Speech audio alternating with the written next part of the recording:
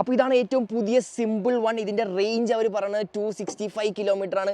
IDC range for the 5 kWh variant. നമ്മുടെ സ്കൂട്ടറിനെക്കാട്ടും കുറച്ചും കൂടി അപ്ഡേറ്റഡ് വേർഷൻ ആണ്. അപ്പോൾ ഇതിൽ എന്തൊക്കെ ചേഞ്ചസ് എന്ന് നമുക്കൊന്ന് നോക്കാം.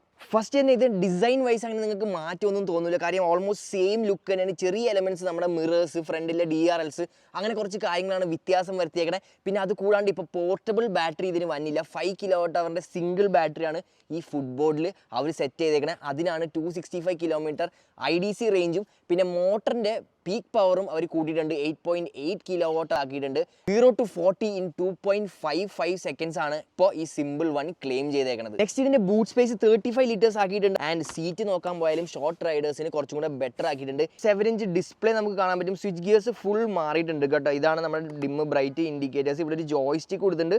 കിൽ സ്വിച്ച് തന്നെ മോട്ടോർ സ്റ്റാർട്ട് ചെയ്യാൻ. ഇതാണ് മോഡ് സ്വിച്ച് വന്നത്. ഇവിടെ ഹസാർഡ് സ്വിച്ചും ഇവിടെ ക്രൂസ് കൺട്രോളും കൊടുത്തിട്ടുണ്ട്.